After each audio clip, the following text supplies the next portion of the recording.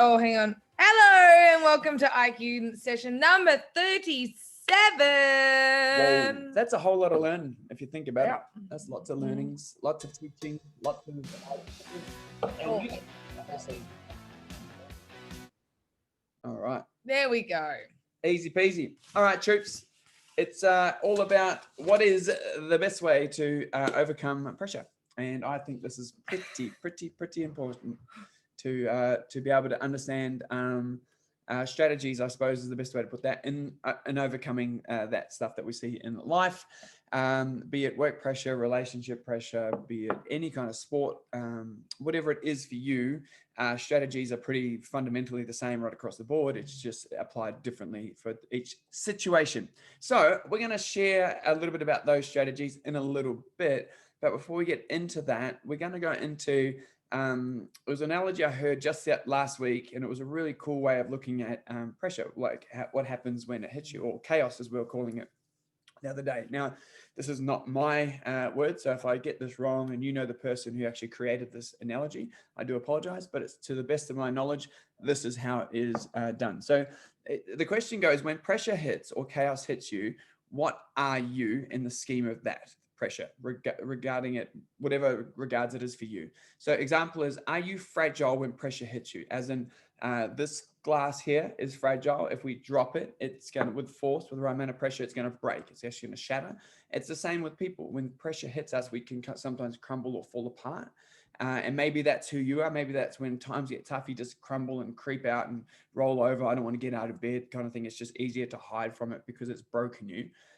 So are you fragile when this happens, or are you more robust, meaning that you just stay the same? So if I hit this table hard enough, it's just going to stay the same. It's not going to change. I can't hit it that hard to break it. It's a fairly solid table. Are you that type of person that when chaos hits you, you just come through the other side the same? Not necessarily any different, just the same on the other side of it? Or are you anti-fragile or anti-fragile, I just love this analogy, which is why I'm sharing it with you. And anti-fragile is when chaos hits you, you get stronger. And the greatest analogy I could get, which was given to me, is muscles. Muscles under stress. So when you lift a heavy weight, it takes stress or chaos on the muscle. It actually rips the muscle. What you don't realize is that pain you feel is the muscle fibers tearing. So those tears is the pain you feel. So that's chaos on the body. But the good part about the body is with muscles is that they get stronger the very next time. So they're anti-fragile. They don't stay the same. When they're under load for a period of time and stressed out and chaos is applied to it, they get stronger on the other side. So the key is really that we all want to be doing is we all want to be anti-fragile. We don't want to be robust and stay the same because that gets boring, and it's better than being fragile, but you'd rather be anti-fragile so that you can be better when the stress or the pressure or the anxiety, whatever it is, hits you. On the other side of that, you're stronger. It's really, really, really, really, really, really, really a cool way of explaining that. Would you agree, Sheridan? Mm-hmm. Good. I'm glad. No arguments on my left, No. which is fantastic. And one of the things you got to realize here is that pressure is a privilege, and you need to walk towards it. Because when you walk towards it, you're generally on the verge of something great. And quite often when pressure is applied to you, we tend to either back off or we push in.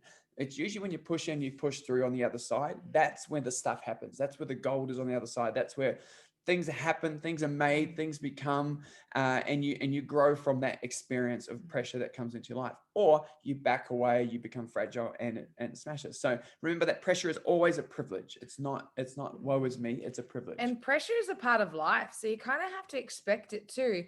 And especially if you want a great life too, definitely if you want a great life, you have to expect pressure, and you have to take it and turn it into something great, because you can definitely avoid it. And I think people these days think that life should be easy and it should be feel good all the time and cruisy, but it's just not necessarily the case. Now, our mindset towards how we approach, how we handle pressure that's the deciding factor, because you can let it break you and let pressure break you, or you can literally let it make you stronger.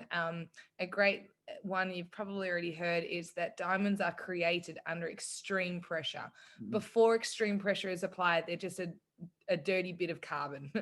And it's under the pressure that they actually become this beautiful gem. Trees, the strongest, the biggest of the trees out there have had the most amount of pressure applied to them. They've endured the strongest winds, the biggest storms, and they've survived through them. And that's how we are as humans as well. The incredible people that you find have usually been through some incredible struggles, some incredible pressures, but it's how you choose to live by those pressures and how you choose to let those pressures define you. Do you let those pressures define you, and how do you let them define you? Whether you look at it as I always get the hard run, or I'm strong, I got this.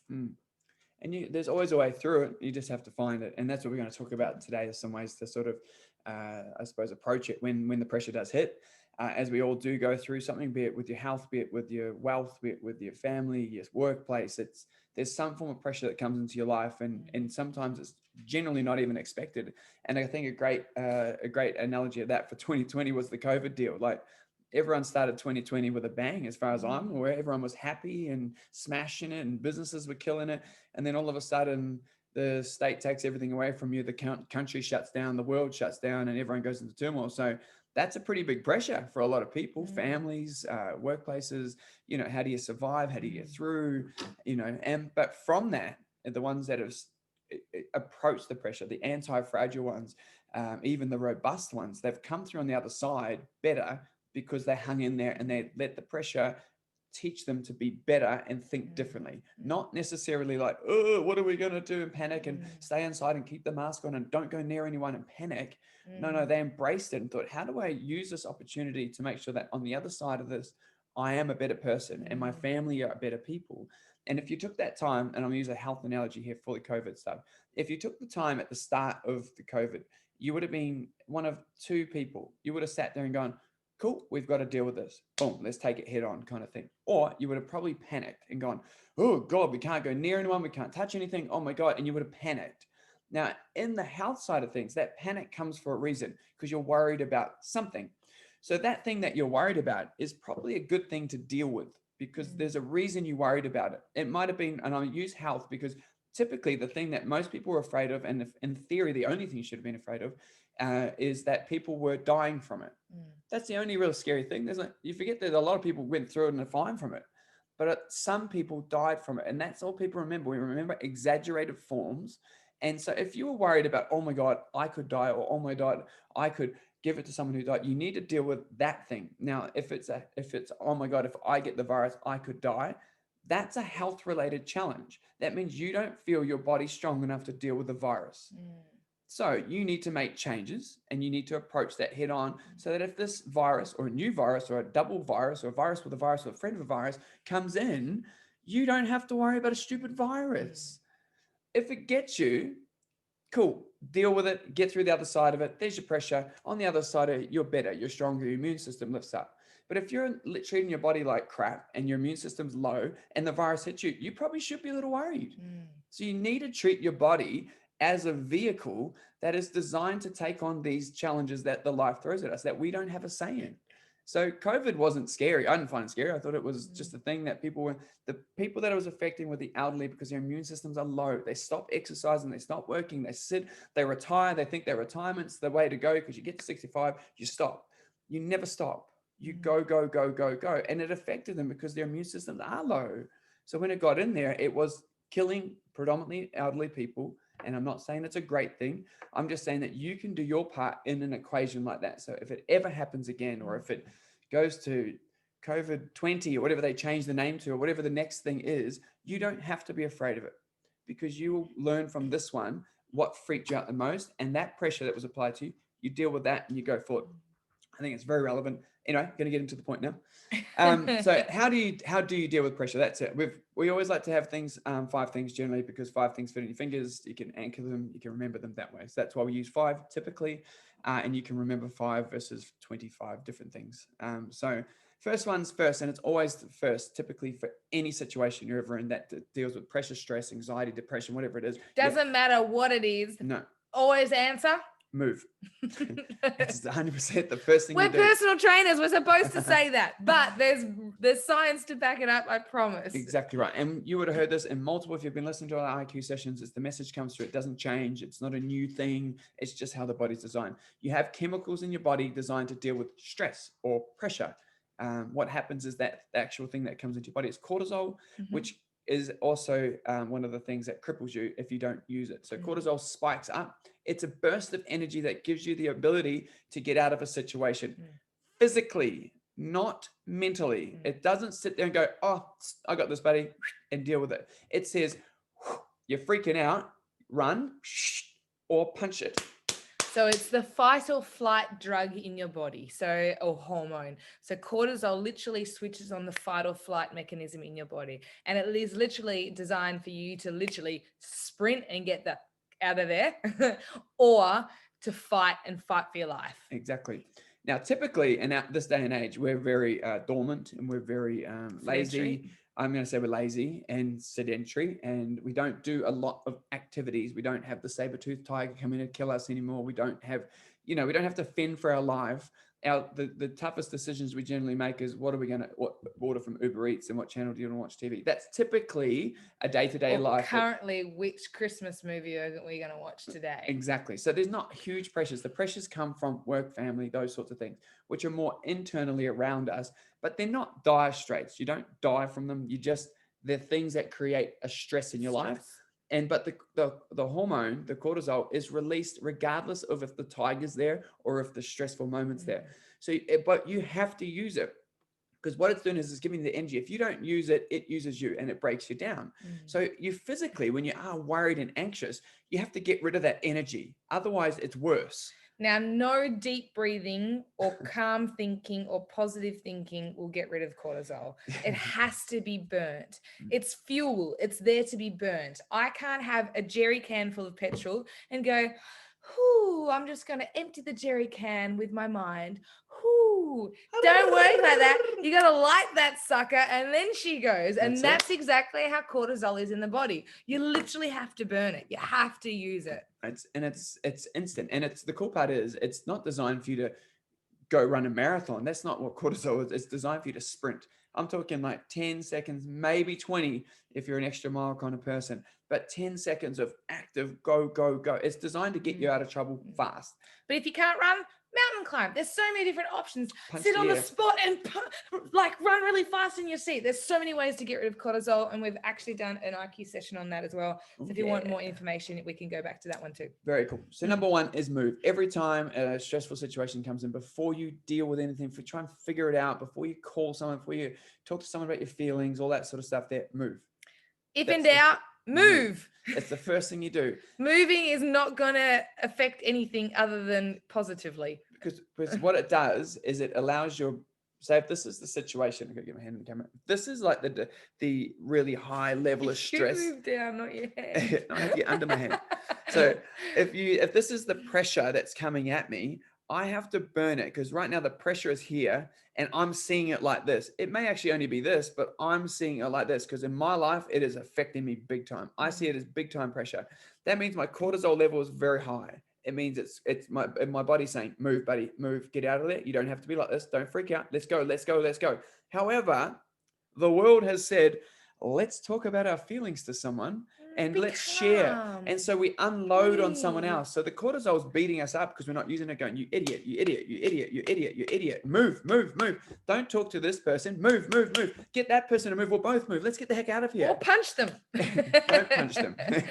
But basically that's what's happening. So your pressure can alleviate. It doesn't change the challenge. Don't get me wrong. So say the stock market's crashing and all your money's going out and you're freaking out and all this sort of stuff there. The pressure from that financial decision is probably high.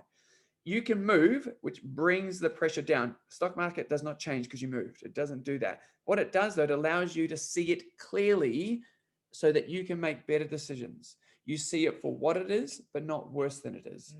That's the key to it, is seeing it for what it is, but not worse than it is. And not better than it is too, No. but actually seeing it as the situation is. And when your stress levels are high and the cortisol is high and you're not using it and you're freaking out, it's always exaggerated. I need to be really clear on that. It's never what it is. And a great way of doing that is when couples have arguments, the anger is high, the emotion is high, the pressure is high, everything's high, which means the cortisol is high. But guess what they do not do? They typically don't move.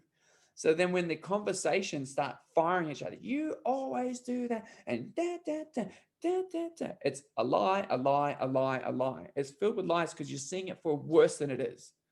Because, and I'll use the example because Sheridan and I have shared this before, and I'm sure one of these IQ sessions is that we had a discussion one time, and Sheridan had voiced her concerns of me, as if I to put this politely, in a way that was probably more stacked in her favor to win the argument. And if that's being polite, I think it's polite. Yeah, it's good. Basically, I did Very a lot of things. diplomatic. I did a lot of things every time. And it was when she said that line every time, I decided it was probably time I questioned that line. And I said to her, like, every single time I leave the socks out, whatever it was. And she had to stop for a second because the next word she tells me has to be the truth or she's lying. I know full certain it's not every time because she's going to lie, but she's seeing it worse than it is. She can't see it for actually what it is. It may have been 3 times out of 20 that I put them away, but it's not every single time. So I called her on her. She then had to bite her tongue and because she realized she wasn't in the right state to have our discussion. And I am a bit of a prick like that. I will say to her, I'll talk to you when you're ready to be an adult. Come back and chat to me soon. Because just a fun little fact. Husbands, it doesn't go down well. Nope. Grab your nuts. But we'll get there eventually. Grab them, say it, and eventually, when they're ready, they'll come back and it'll be calm. But the conversation will be relevant. It'll be for what it is, okay? That's the cool part about it. It's so that you can see it for what it is, not worse than it is. We remember exaggerated forms. If you think about bodybuilders, like I said to you, think about lifting weights. Typically, you'll go to Arnold Schwarzenegger, big jacked up dude, or someone that you know like that, or you'll think of a big buff lady on the front of a magazine who's ripped and shredded, but is full of steroids. You remember an exaggerated form of the body. That's those people take it to an extreme. So anger and depression and that sort of stuff, they're extremes. So you got to bring it back so you can deal with it properly. First one's move. Really, really clever, simple. Second one, it's really powerful, is gratitude. You've got to just start with some gratitude after you move. So you have to move first, and then you're going to take the time to do some gratitude. Now, I know it sounds a bit fluffy, and we used it last week, I'm pretty sure, and probably the week before and all the other weeks. There's a reason we say it over and over and over again. It's because it's powerful. Okay, it is actually really good when you start to think about the good things you have in your life, not the worst things you're having happen to your life, but actually what do you have in your life that's great? I love to start with my own internal body, and I'm so grateful that the oxygen that fills my lungs and fuels my body allows me to move daily. That's a good place to start. Without it, you're a vegetable. You're lying flat on your back. Why would you want that? So start there. Be grateful for that gift of your heart, your lungs, your muscles, your tendons, your organs. And I'm a bit of a nerd for the body. That's why I start there. But it's relevant. If I didn't have those things and I wasn't grateful for those things and they were taken from me, all of a sudden life's pretty shit. So start there, then talk about you, then talk about your partners and your friends and your family, and then you move your circle out. The reason you do gratitude is because when you think about all the good things, it actually makes you feel good. You feel better. It will switches those hormones over. So you release the good stuff, the good happy drugs, and you start feeling better. So you're now relaxed. You're introducing some good endorphins into your bodies, the dopamine and things like that. You're going to start to switch them, and then you start to feel better. Now you're approaching the same pressure. Nothing's changed, but you've changed. Gratitude is the next step to start. Move, get you an instant biochemical change inside the body. The second part is gratitude. It gets you another shift of hormones in your body. And it's so easy to do. It doesn't cost anything. It's just use your brain to think of something else other than the pressure that's applied in your life in that moment. Be grateful for everything, the things, the people, the moments, the memories, whatever they are for you. But listen to those. Second step, gratitude. First step, move first before anything else. Don't skip steps and go down and do number 4 first and come back and do 1 later because I'm a bit tired. Oh, I just can't feel the love right now to get up and move for 10 seconds, heaven forbid. Start with move, then move to gratitude. Do you have anything to add on that one? Nope. Pretty sweet. It's good. Easy. Number 3 is a really, really, really, really, really, really, really, really important one. It was given to us one time by one of our mentors, and the line goes like this: when you're worried about something, you ask this question. I need to say, sorry, I'm going to rewrite that properly. When you're worried about something, the question you should ask yourself is, can I change it? If the answer is yes, then don't worry, just change it. Mind blown. It's that simple, right? And then if you can't change it, don't worry, because you can't change it. So worrying is pointless. Wasted energy. It's like, what's the point? There's 2 things that can happen. It was like last week we said it. You can't try to do something. You'll either do something or not. This is the same thing. So when you're worried and you're stressed and anxious, ask that question. Can I change this situation? No. Okay. Move on. Like, that's about all you can give it. And you'll be like, but, you'll be trying to argue that and wrestle with it. But I recommend not spending your time on that, because that's pretty stupid. Because you can't solve it. You just answered it, that it's not solvable, it's not changeable, it's not possible to do that. You have acknowledged that, which means your brain has agreed with you. But if you say you can change it, fantastic, go and change it. Go spend your time and change it, fix it. That's all you need to do. When you're worried, ask that question. Can I change it? Yes, good, go and do it. No more worrying, just go do what you need to do. Face it head on. When pressure hits, it's time to rise, because something great's on the other side of it. That's the coolest part about it, right? The other side is, if you can't change it, don't worry about it, because you can't. Move on. It's obviously someone else's problem and you can't do anything about it. Spending your time worrying on it is a waste of time, waste of energy, because it brings you back down. That cortisol hits back up. Then you got to move again. It's just a vicious little cycle, and it gets out of control. Number 1, move. First step, very important. It's the first thing you do. Number 2, be grateful. Number 3, do not worry. It's just wasted energy. Okay. Number 4, this is probably the key, I think, to most of this section here, is that you need to be time efficient. Now, what that means is you need to look at your tasks for the day. So I'm going to use the term, be proactive, not reactive. Okay. So if you feel things are getting a little out of hand, the easiest way to do when you go, oh my God, I just can't complete this task. I've got so much to do. I always hear those ones. I've got so much to do on my list, blah, blah, blah. Write them down. Everything that's on this big list, top to bottom, everything. Don't hold anything back. Then once you've got the whole thing on the list, the whole list, pages, can be pages, screens, spreadsheets, whatever you want to use, but just put it down on something. When you look at it, you then break it into important and urgent first. That means it has to get done. It's a crisis mode, and it is number 1 priority, which means that everything else on that list is irrelevant, providing that one thing gets done. So, or it might be 2 or 3 things, whatever it is, but it has to be important and urgent, not just, oh, I really need to get that done because I should have done it last week. No, that's still not. If it's not urgent, but it's important, that's not priority number 1. The next one, though, is that it's important, but it's not urgent. Okay. So that's like those things that you're like, oh, I really should do that, but this is more important right now. I need to get that done because it's urgent. And if I don't do that, people die, or whatever the reason is. So you put some urgency around that. So then all of a sudden, this list that's 100 long, we'll call it, actually turns out there's only really 3 things or 4 things on there that you actually have to do. So the list of 100 things that cloud in your head doesn't need to all get done in that day.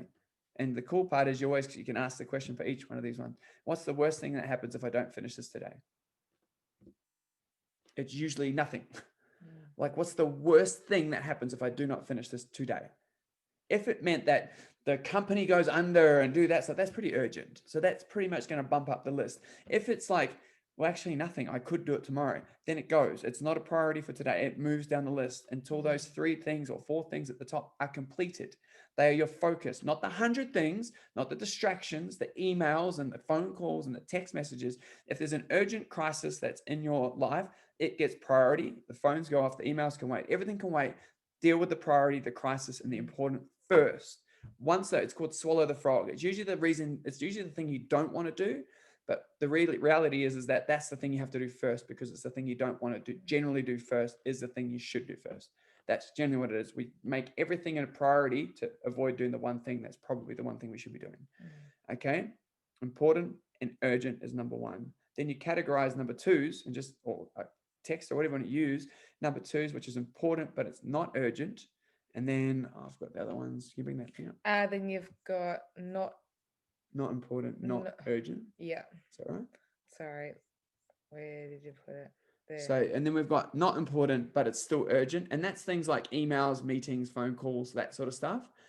Those are still, they're still not really important, but they do have some type of urgency to it that need to get done. You can't just avoid your emails and have them stack up. And then the other one is it's not important, but it's not urgent. And that's things like Facebook, Instagram, taking a trivia, taking time to do a quiz, going to catch up about the weekend with your mates in the hall when you should be doing other things. Like that's just stuff that takes your time. So the reality is that you want to have that. Is that they can see that now? In a second, they will be cool. able to. Awesome. Just going to share this with you guys, and then you can have a look at what I'm talking about. So I've just given you a lot of things, but reality is that this is it here. So we're going with the top left quadrant here, which is the urgent and important. And that's crisis, it's problems, that thing, it's deadline driven projects. They might be due the next day. That's important. They get priority number one. So you mark those on your list of 100 things, whatever it is. They're number one. Number two, which is the relationship building, it's important. That's family-based stuff, those sorts of things, personal growth. They're important, but they're not urgent. Then there's not important and there's urgent, which is those emails and that sort of stuff there. And then you've got your last one, which is those time wasters. Those, if you divide your list of such crazy list of things to do, and you actually take the time to write them down, you'll generally find it's not as bad as you think it is.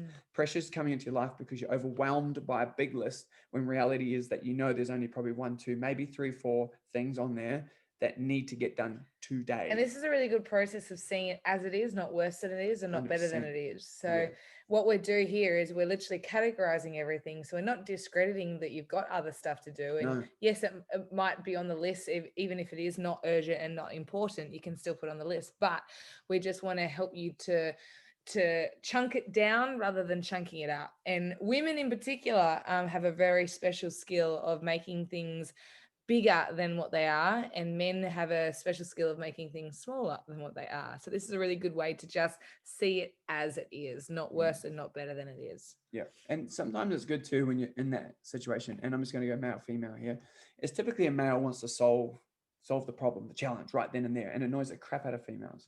And the cool part is, though, if you're intelligent, you would incorporate the males to see their view on these crises in your life and see if there's a way that those crises can be helped, because they want to solve the challenges that are giving you grief.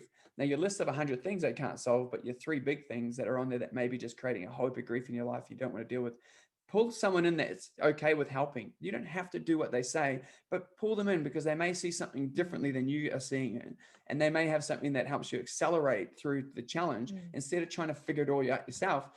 Include the person, the male brain, or it doesn't have to necessarily be a male. Some females are wired that way too, but include that person in your life to help you to dilute the list, or those 3 things that you know are urgent and important. You might just need to reach out and get someone like that that's willing to help you. And they're going to make the things that seem big actually reduce and come in a lot smaller, which is really cool. Number 5, we're getting there, peeps. It's so simple. This list is super, super simple. This is like my favorite part of the whole thing of how do you deal with pressure. And you've got move is number 1, obviously. Then you've got gratitude. Then you've got don't worry. Then you've got to be time efficient or prioritize as it is. And if you look through any list on how to deal with pressure, everyone has the same thing. It's always time efficient. You got to allocate time better.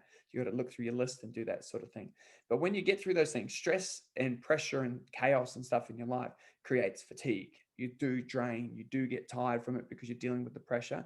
So you have to allocate a recharge or a time to have time for you. Now, what that is different. I'm going to share Sheridan and I. This year was totally different for us because typically we like to holiday 4 times a year, and they generally are international. So we can get away, we can recharge, we chase the sun, we like a tan. We haven't had one this year. It's been really hard. What was us? Anyway, but what happened was we had to change our approach. So instead of getting these, and we do them pretty much quarterly. So we once every 3 months, we're typically going away somewhere to recharge so we can be present for you guys and give you our everything.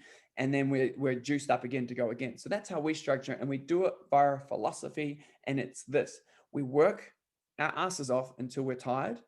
Then we holiday until we're bored. And then we come back and we do it again. That is our life philosophy. That's what we do. We work. And when we're tired, we take a recharge, we recoup. We don't find reasons to keep going. It's more like, no, we're aware we need to rest. We've got to set a date. We've got to set some time aside. we're going to put the tools down pretty much, and then we're going to recharge so that we can re-enter that space, FBFM, beyond these chats and stuff like that, juicing, running hot, really charging. So you have to take time for you to recharge. You don't have to take the international holidays like us. That's just, we love seeing the world. At the moment, that's changed. We can't do that. So we're going to have to get to see Australia. That's our next one, because we haven't done a lot of that. Yeah. So we'll start changing it until those borders open and the international stuff brings back in. So that's how we charge ourselves. Anything to add to that one? Cool. And so the best way to do that one is to create a philosophy. You can use our philosophy, which is really, really simple. It's that work till you're tired, but work. Don't just coast. Work your ass off. Like, put the pressure down, put the foot down, but plan. Use that time efficiency that you know that at the end of this 10-week block. So I love teaching. Teaching, I used to be a teacher, and which is why I got into teaching, was because of the school holidays, because you got 12 weeks a year, paid holidays. To me, I was like, winning, but you only had to do 10 weeks, maybe 11 at the most, of work, and then take 2 off. Now, I used to take the whole 2 off. Like, a lot of teachers go, oh, no, you don't get 2 off. I was like, no, you don't get 2 off. I get 2 off because I choose to have 2 off. But I make sure I work my ass off and I'm ready for that next term after I come back, so I can juice and be ready there for the kids. And it really comes down to being present and in the moment. So when you're at work, you're at work. You're not online shopping and doing your social stuff and all that kind of stuff. When you're at home, you're at home. When you're with your children, you are with your children. Fun fact for you, kids spell love Time. They want your quality time. But wherever you are is where you fully be. And so when we're recharging, we are boring as batshit because we are recharging. Literally, we'll travel to the other side of the world to literally sit on a lounger. That's pretty much what we do, but that's the way we recharge. And so you've got to do whatever you do, just do it well. And it's like we've said before, if you want to be angry, but do it well and set yourself a time limit and that kind of thing. So it's all about whatever you do, just do it fully. Don't piss fart around, get into it, work your ass off, and then recharge. However that it works for you. Exactly. You don't tip your toe in the pool because you know it's cold. Just jump in. You'll figure the rest out on the way through, which is really cool. Going to recap our thing. We're done, guys. This is it. I'm bringing it home now. Number 1. Move. And it doesn't have to be go for a 5K run. No. Please, no. I'm talking 10 seconds. Literally 10 punch the pillow. seconds. Go crazy. Don't hold back. Give it everything, like we just said. Throw yourself at it. Run on the spot. If you're in the car and you're just angry, scream and just let it out.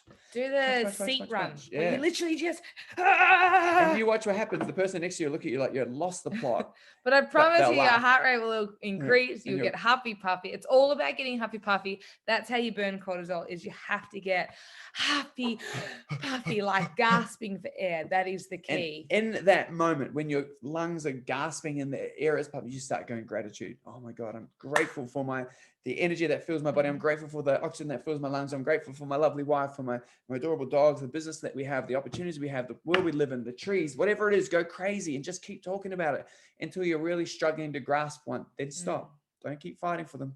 Fill really quickly, and then you go on to the next one. You just have to say to yourself, do I need to worry about this right now? Yes or no? No? Great, because I can't change it. Or yes, I can change it. Great, I'm going to deal with it. Let's break this down into steps. Time efficient. Let's look at the problem for what it is, not worse than it is. If you start getting overwhelmed again, start running again, start moving again, go through the process, calm down, write the thing out that has to be done, that's freaking you out, that pressure's coming in, and then prioritize through urgency. What has to get done first, second, third, and then list it, and then chip the list. Tick them off. Enjoy it. And you don't get to go from 1 down to 15 and then come back up to 12 and then do another 13 and then, I should really deal 2. Literally just go through the list top to bottom and you watch what happens. You'll just feel like better. And then number 5 is take time to recharge. Now you notice how recharging is number 5 and not number 1. We're not about, we're about delayed gratification, not about premature gratification. So you don't get paid when you go to work. You don't get paid for the work you haven't done yet. You get paid at the end of the week. So if you go to work today, you won't get paid till next week. And this is what it's all about too, is in this process is recharge once. Don't go, oh, I'll recharge now, then I'll attack that stuff. Oh, I'll have the chocolate bar, and then I'll exercise. No, you got to do the work to earn the recharge. That's it. Peeps, we are done. We're going to drop the mic there. Pow. Dropping Boom. That is it. That's how you deal with le pressure. It's not actually as bad as you think if you've got a strategy to deal with it. I promise you. And if, like I said, if you get all anxious and overwhelmed again, move. You always go back to step one. The moment that creeps into your life, the pressure builds, move.